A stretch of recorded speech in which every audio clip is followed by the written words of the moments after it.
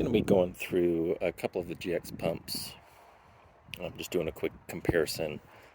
I've owned these two, the two smaller ones, for over a year each, and I've owned the big one just for a couple weeks now, but I've put in a decent amount of use on it thus far, and I have a pretty good impression of it. So I'm going to be running through that, letting you guys know what I think of each one of them.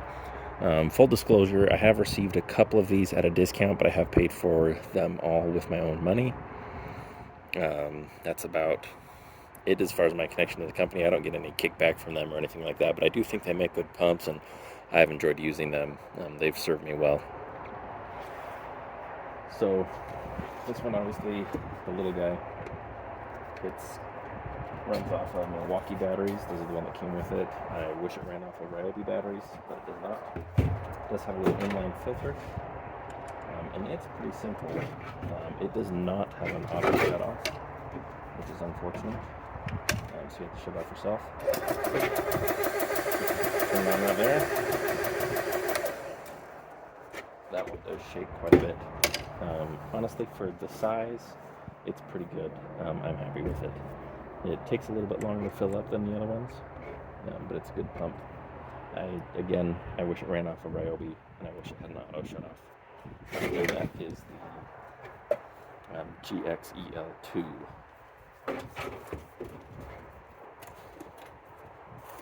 Then the next one that we've got is the GXE CS3i.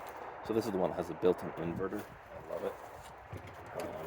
This has been kind of my tried and true for a long time. I've put a lot of hours on this one. It works great. You can plug in a power supply there if you're running directly off of an outlet, or you can run off of the built-in jumper cables if you're running off of like an automotive battery or something like that.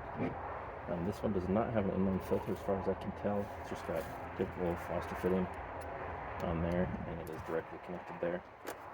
It will go up to 4,500 psi. The gauge does turn red at 3,000 psi, but I've talked to the manufacturer, I've double checked the specs, and it is rated for 4,500 psi. So the valve, the little indicator on there is just a little bit, misleading. But it's been a great pump. And then the big one, this is the new GX4. It also run off of jumper cables, and it does come with an inverter as well. I wish it had a built-in inverter. It does not, but it works.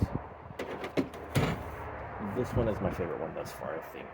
I've definitely put more use on that one. I've had it longer. It's run great and been reliable. I think this one is going to outpace it. It runs much, much quieter. It's very quiet. I would be comfortable putting this in like a room and carrying on a conversation in that room. Whereas that one, it's uncomfortable to be around. I like to turn it on in the garage and leave and come back when it's all done.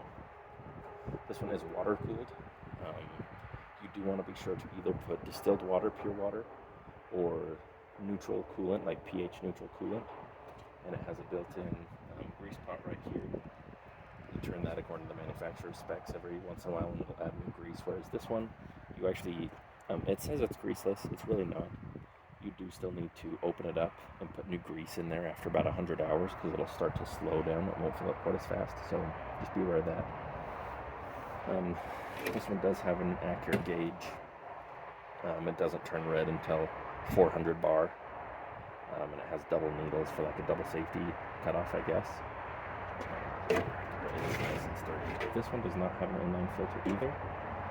It is all Foster fitting, so it's just a pure Foster fitting connection there. Just got my Leshy 2 adapter on there. So you can swap this out for any hose that you want pretty easily. It just pops right on there. So as far as function, the basic functionality of all of them is the same.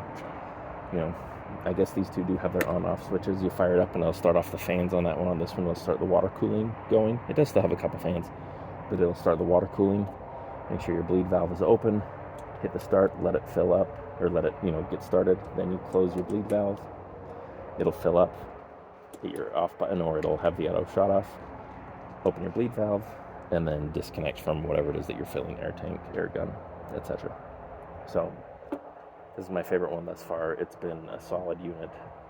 I'm really impressed. It doesn't really shake hardly at all. It's very quiet. It fills faster than any of the other pumps that I've used, and it's just a good pump. It is more expensive. I believe this one is around $800 or $900. The CS3, I believe, is like $450, $500, and I think this one was also about $400. I might have to double check.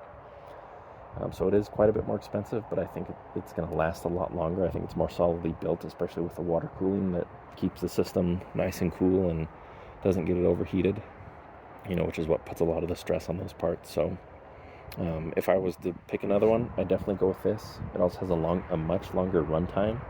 I think this one's rated for like 10 hours of continuous running.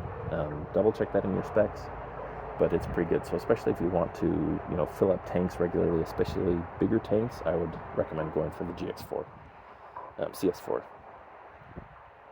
That one you can run tanks, but you need to shut it off every 20 minutes or so, let it cool off for like 15, 20 minutes, and then fire it back up. This one will stay cool on its own. So there's my thoughts.